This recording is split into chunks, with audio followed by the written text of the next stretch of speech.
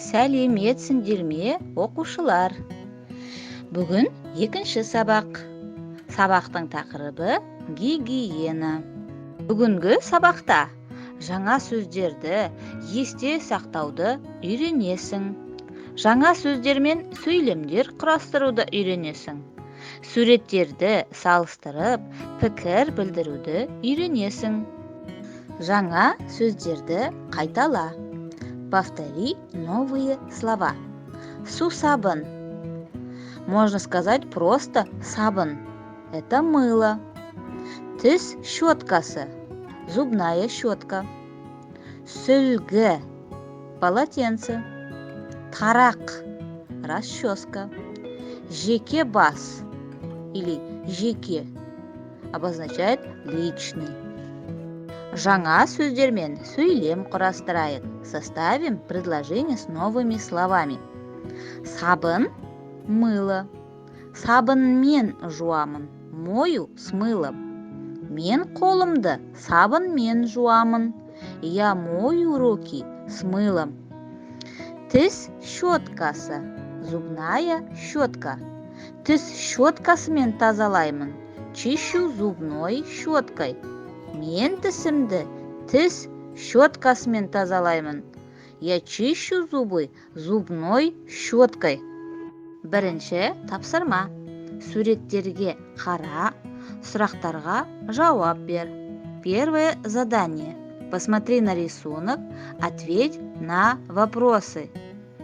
Бұл қандай бала? Ол қолына не алды? Ол не істеді?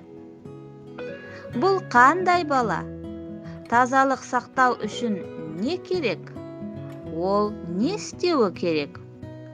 Бұл таза бала. Ол қолына тіс щеткасын алды. Ол тісін тазалады. Бұл салақ бала. Тазалық сақтау үшін жуыну керек. Ол жуынуы керек. Екінші тапсырма. Оқы, сұрақтарға жауап бер. Второе задание. Прочитай, ответь на вопросы. Гигиена дегеніміз жеке бас тазалығын сақтау. Гигиена – это соблюдение личной чистоты. Жуынуға, сүртінуге керекті заттардың барлығы жеке гигиена заттарына жатады. Все необходимые вещи для умывания и вытирания относятся к предметам личной гигиены.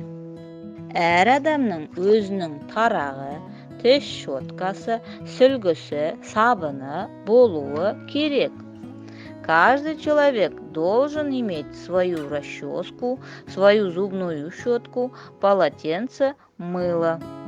Гигиена дегеніміз не? Гигиенаға арналған қандай заттар бар?